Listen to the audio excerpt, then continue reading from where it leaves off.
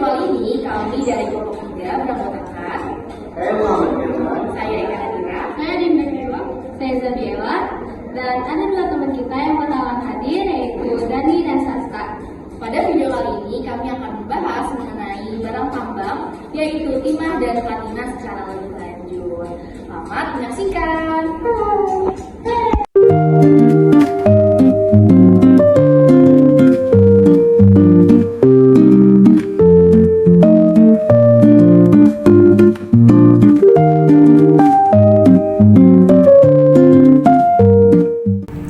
Gimana sih proses terbentuknya timah? proses terbentuknya timah itu awalnya timah asalnya dari magma panas yang ada di dalam lapisan bumi. Terus waktu magmanya dingin, timah bakal berubah jadi batuan yang disebut dengan kasiterit. Terus karena adanya hujan dan aliran sungai, batuan itu bisa berpindah ke sungai ataupun pantai. Lalu di dalam air itu dia bakal mengendap lagi, dan dari situ muncul endapan timah yang bisa dimanfaatin dengan tambang.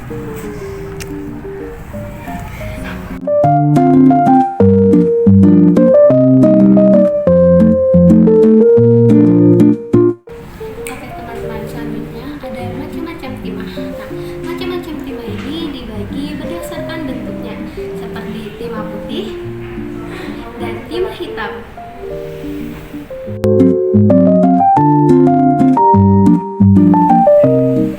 Persebaran timah di Indonesia terpusat di wilayah barat Indonesia seperti di Kepulauan Bangka Belitung, Kepulauan Riau, dan juga Kalimantan Barat. Namun, wilayah tengah Indonesia juga menyimpan cadangan timah bagi Indonesia seperti di Provinsi Sulawesi Utara. Menurut data dari Kementerian Energi dan Sumber Daya Mineral, 90% cadangan timah Indonesia berada di Kepulauan Bangka Belitung, sehingga menjadikan Kepulauan Bangka Belitung sebagai daerah yang memiliki paling banyak sumber daya timah bagi Indonesia.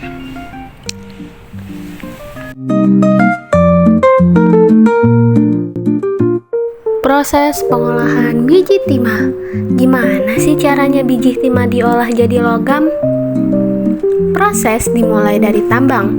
Ekskavator menggali biji timah lalu diangkut ke pabrik pengolahan.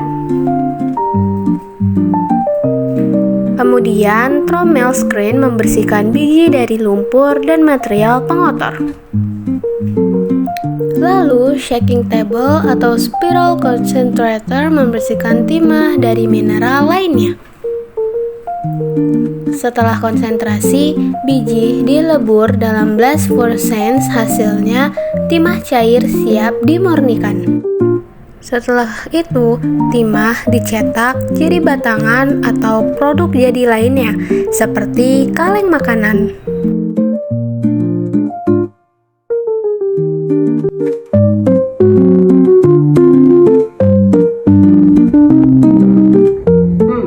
Kalian penasaran gak sih timah dimanfaatkan untuk apa aja? Timah itu dimanfaatkan untuk berbagai sumber keperluan, mulai dari solder, baterai, kaca, dan bahan kimia.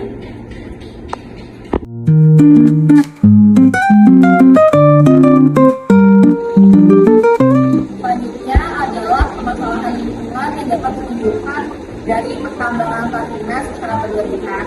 Yang pertama adalah alih fungsi lahan, di mana lahan yang tadinya adalah hutan ataupun pertanian berubah menjadi lahan tambang. Lalu yang kedua adalah ancaman bencana seperti bencana banjir dan juga tanah longsor.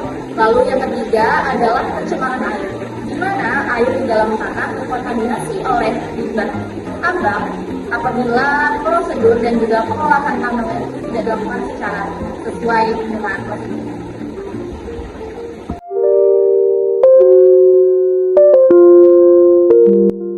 Timah adalah salah satu sumber daya alam mineral logam yang utama.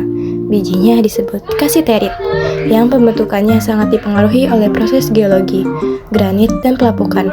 Dan persebarannya terkonsentrasi di wilayah tertentu seperti Bangka Belitung karena alasan geologis, serta memiliki peran besar dalam kegiatan industri dan ekonomi.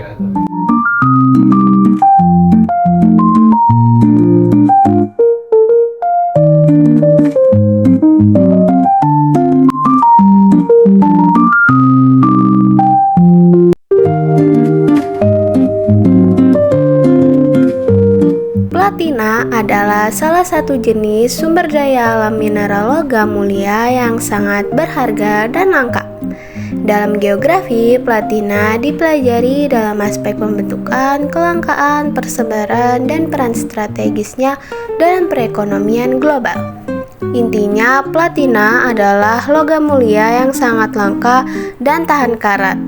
Persebarannya di dunia sangat terkonsentrasi di Afrika Selatan, menjadikannya komoditas strategis yang vital untuk teknologi otomotif dan medis.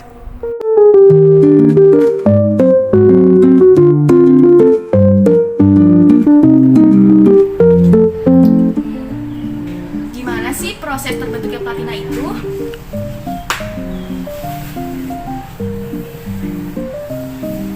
Di mantel terdapat magma yang mengandung platina. Di magma dari mantel akan naik menuju kerak bumi karena ada tekanan tinggi dan suhu tinggi. Akibatnya, magma akan meninggi kemudian menjadi batuan beku. Jadi, platina akan mengendap di batuan tersebut.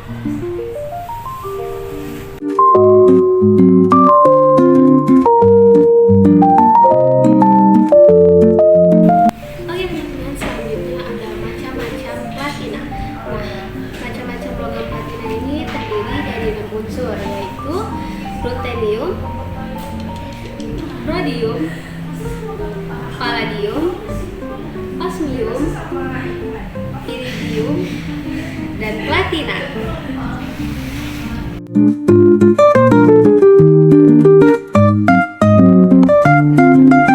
Persebaran platina di Indonesia paling banyak terdapat di daerah Riau dan juga Kalimantan. Namun juga terdapat di daerah Sumatera yang lainnya seperti di Sumatera Utara, Sumatera Barat, Jambi, dan juga Aceh. Di Sulawesi juga terdapat, yaitu berada di Sulawesi Selatan dan juga berada di daerah Papua.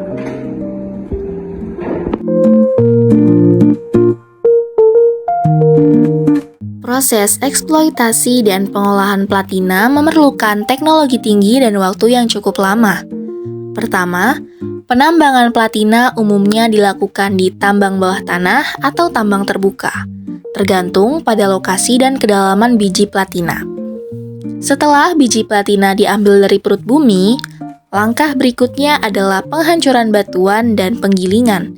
Tujuannya agar logam dapat terpisah dari mineral lainnya. Kemudian, proses dilanjutkan dengan flotasi. Flotasi merupakan proses pemisahan logam berdasarkan perbedaan sifat permukaan mineral menggunakan bahan kimia dan gelembung udara. Dari proses ini, diperoleh konsentrat platina yang masih bercampur dengan logam lain seperti nikel dan tembaga. Selanjutnya, konsentrat ini dimurnikan melalui proses peleburan dan elektrolisis. Pada tahapan ini, memerlukan suhu tinggi hingga lebih dari 1000 derajat Celcius agar platina murni dapat diperoleh. Pada akhirnya, logam platina murni siap digunakan untuk kebutuhan lainnya.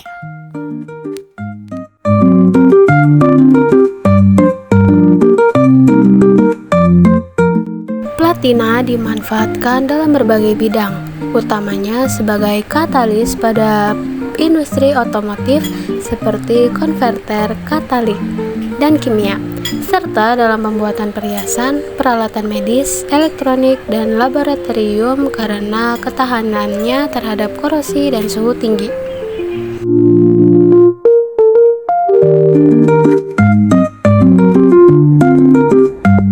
Selanjutnya adalah permasalahan lingkungan dari platina. Jadi permasalahan lingkungan dari platina itu muncul karena proses penambangannya bikin rusak lingkungan, buka hutan, dan gak jarang juga bikin limbah beracun yang bisa kontaminasi tanah dan air. Selain itu, proses penambangannya juga bikin pemanasan global karena prosesnya itu